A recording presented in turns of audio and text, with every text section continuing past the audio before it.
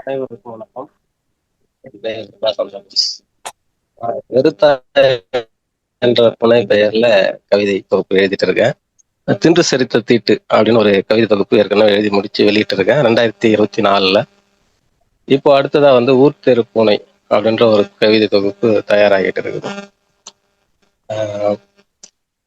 இலக்கியம் இலக்கியம்ன்றது இந்த உலகத்துல நிறைய மாற்றங்களை நிகழ்த்திட்டு போயிருக்கு. அது சமூக மாற்றங்களையும் அரசியல் மாற்றங்களையும் நிகழ்த்தக்கூடிய ஒரு சக்தி இந்த இலக்கியத்துக்கு இருக்கு. அப்படி இங்க சமூக மாற்றத்தை அரசியல் மாற்றத்தை நிகழ்த்தக்கூடிய ஒரு சக்தி வாய்ந்த ஒரு சிறுகதைகளான தோழர் வசந்த் முனிஷ் அவர்களின் தொகுப்பை எடுத்து இங்க ஒரு பேசுபொருளாக கொண்டு வந்திருக்கின்ற இந்த நிகழ்வின் ஒருங்கிணைப்பாளர்களுக்கு முதலில் எனது பேரன்புகளை தெரிவித்துக் கொள்கிறேன். எனக்கு முன்னாடி பேசின ஒரு தோழர் சொல்லியிருந்தாரு, ஓந்தஞ்சாறு கதை சொல்லிட்டு அதுல இருக்கிறது அகவிலை மாற்றம், அது பிரச்சனை, அது நமக்குள்ள இருக்கிற விஷயம், அதை நம்ம தனிநபரால சரி செஞ்சுக்க முடியும். ஆனா இந்த சாதி மதம் குறித்த சிக்கல்கள் புறவிலை மாற்றம், அதை நம்ம சரி பண்ண முடியாது அப்படின்ற மாதிரி சொல்லியிருந்தாரு. சரி பண்ண முடியும். அப்படி சரி பண்ற விஷயங்களை தான் காலங்காலமா இந்த இலக்கியமும் ஒரு பங்காற்றி கொண்டு வந்திருக்கிறது அப்படின்னு நம்ம வரலாற்றை உற்று நோக்கும் போது நமக்கு புரியும். கருப்பின மக்களின் வரலாறு, அந்த கருப்பின மக்களின் வரலாறுக்கு அவர்கள் எழுதிய அந்த கருத்து இலக்கியங்கள் எவ்வளவு அவர்களுடைய வெற்றிக்கு உதவி இருக்கிறது அப்படின்றத நம்ம புரிஞ்சுக்க முடியும். அது போல இந்தியாவிலையும் நம்ம சொல்லலாம்.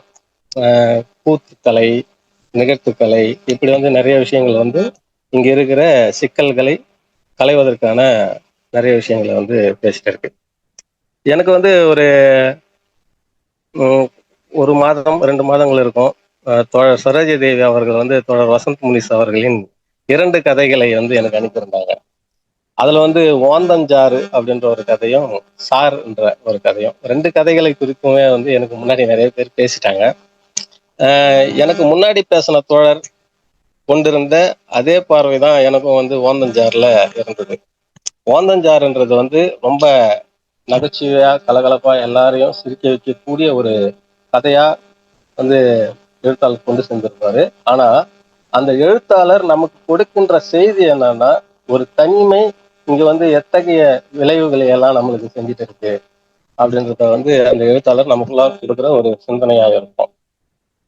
தோழர் சொல்லியிருந்தார், 40 வயசாகுது அவங்களுக்கு ஓனாசாரை குடிச்சாக்கா அது தெரியாம தெரியாமதான்னு அவங்களுக்கு தெரியலையா அப்படின்னு கேட்டிருந்தாரு. ஆனா பட்டறிவு கொண்ட மக்கள் நிறைய பேர் 40 வயசாகியும் இந்த வீட்டு வைத்தியங்கள், பாட்டி வைத்தியங்கள் அதை பத்தி நிறைய தெரியாம யாரு அதை சொன்னாலும் அதை செய்து நடைமுறைப்படுத்தி பார்க்கின்ற ஒரு பழக்கம் இன்னமும் இருந்துட்டு இருக்குது. 40 வயசு இல்ல, 60 வயசு பாட்டியும் யாராவது ஏதாவது சொன்னாங்கன்னா நமக்கு வலி அப்படியாவது குணமாயிடாதா அப்படின்னு செய்து பார்க்கிற பழக்கங்கள் இருக்கு. அப்படிதான் அந்த பாட்டி ஓந்தஞ்சாரை குடிச்சிட்டு படுற அவஸ்தைய அந்த கதையை படித்த அனைவரும் கேட்டிருக்கக்கூடும்.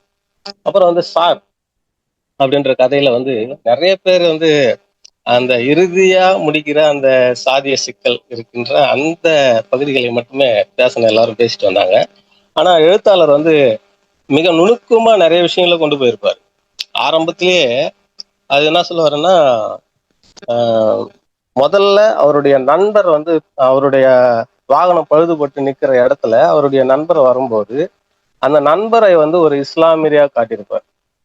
அந்த இஸ்லாமிய நண்பர் எப்படி அவங்களுக்கு உதவி செய்யறாரு அப்படின்ற ஒரு மதச்சார்பின்மையை அந்த இடத்துல அந்த எழுத்தாளர் நமக்கு காட்டியிருப்பாரு. அங்கிருந்து ஒரு பெட்டி கடைக்கு போகும்போது அந்த பெட்டி கடையில ஒரு சாதியவாதிய புறம் தள்ளுற ஒரு இந்து, அவர் எப்படி சாதி மனநிலையற்ற ஒரு இந்து அங்க எப்படி அந்த குழந்தைகளை 2 இளைஞர்களையும் ஆதரிச்சு பேசுறாரு அப்படின்ற மாதிரியான ஒரு போக்கு வந்து அந்த இடத்துல இருக்கும். அந்த இடத்துல இன்னும் நுணுக்கமா சில விஷயங்களை பேசியிருப்பாரு. இன்றைய காலகட்டங்கள்ல இளைஞர்களிடம் புழங்குகின்ற அந்த போதை பழக்கம் இருக்கு இல்லைங்களா, அந்த போதை பழக்கத்தை வந்து அஹ், அவர் வந்து அந்த இடத்துல கலையிற மாதிரி பேசியிருப்பாரு. எப்படின்னா, அந்த பெட்டி கடைக்காரர் கேட்பாரு, இந்த வயசுல வந்து குடிக்கிற பசங்க தான் அவங்க, இந்த ரெண்டு பசங்களும் வந்து குடிக்கிறதுக்காக தான் பொருள் வாங்குறதுக்கு வருவாங்க அப்படின்னு அவர் நினைச்சிட்டு இருப்பாரு. ஆனா வந்து அந்த மாதிரி இல்லாம நாங்க குடிக்க மாட்டோம் அப்படின்னு பேசிட்டு, இந்த இடத்துல போதை பொருள் வந்து எப்படி இவங்க வந்து பயன்படுத்துறாங்க, இந்த இடத்துல எல்லாம் ஏன் ஒயின் ஷாப் வருது அப்படின்ற மாதிரி அந்த மது போதைகளை ஒழிக்கிற மாதிரியான ஒரு விஷயங்களை வந்து அந்த இடத்துல பேச்சிருப்பாங்க. அப்படி வந்து ஒரு சிறப்பான நுணுக்கமா வந்து கதையை கொண்டுட்டே போவார். அப்படி நுணுக்கமா கொண்டுட்டு போகும்போது அந்த தோப்பு கொல்லைக்குள்ள போயிட்டு அந்த குளிச்சுட்டு பம்பு செட்ல குளிச்சுட்டு வரும்போது அந்த சின்ன பையன் அந்த ஆள் வச்சு அந்த பையனை அடிக்கும் போதுதான் வந்து அது ஒரு சாதிய பிரச்சனை குறித்த ஒரு கதையாக எல்லாருக்கும் வந்து புலப்போட்டுற மாதிரி எழுத்தாளர் சில நுணுக்கங்களை பண்ணியிருப்பாரு. அப்படி செஞ்சுட்டே வரும்போது வந்து ஒரு இடத்துல வந்து எழுத்தாளர் வந்து இந்த காவல்துறை போலீஸ் கிட்ட போயிட்டு நம்ம வந்து சொன்னா மட்டும் இங்க ஆக்ஷனா எடுத்துட்டு போறாங்க அப்படின்ற ஒரு அவநம்பிக்கையான ஒரு விஷயத்த வந்து அந்த இடத்துல பதிவு பண்ணிருக்காரு.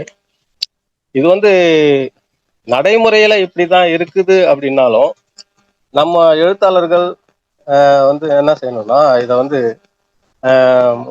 மக்கள் மீது மக்களோட மனதுல வந்து அவநம்பிக்கையை விதைக்கின்ற அளவுக்கு வந்து நம்ம கவனமா வந்து கொண்டுட்டு போகணும். அவநம்பிக்கையை விதைக்க கூடாது. அந்த மாதிரி கதாபாத்திரம் நம்ம கொண்டுட்டு போக கூடாது. இன்றைக்கு வந்து அரசியலமைப்பு சட்டம் வந்து நமக்கு கொடுத்திருக்கிறதுனால அது ஒரு நம்பிக்கை. நம்ம மேல ஏவப்படுகின்ற ஒரு ஏவுதலுக்கு வந்து அதிகார துஷ்பிரயோகத்துக்கு வந்து கொடுக்கின்ற ஒரு ஆறுதல், ஒரு நிவாரணம், ஒரு நியாயம், ஒரு நீதி தான் வந்து இந்த அரசியலமைப்பு சட்டம் நமக்கு கொடுத்திருக்கிற ஒரு அங்கீகாரம். அதுலதான் வந்து இந்த காவல்துறை பாதிக்கப்பட்டவர்களுக்கு கொடுக்கின்ற ஒரு நீதி, அவர்கள் எடுக்கின்ற ஆக்ஷன், அவங்க வந்து அது மாதிரி வந்து நம்ம கொடுக்கின்ற அந்த என்ன சொல்றது கம்ப்ளைண்ட வந்து அவங்க எடுத்துக்கலனாலும் போராட்டம் செய்து எடுத்துக்கக்கூடிய அளவுக்கு வந்து இங்க நிகழ்வுகள் எல்லாம் நடந்திருக்கிறது. அதனால வந்து அந்த ஒரு இடத்துல மட்டும்தான் எனக்கு சிறு முரண்பாடு. அதை தாண்டி மற்றபடி வந்து நான் படித்து அவனை வந்து சார்னு கூப்பிட வைப்பேன் அப்படின்னு சொல்ற விஷயமெல்லாம் மிக சிறந்த விஷயம், ரொம்ப அற்புதமான விஷயம்.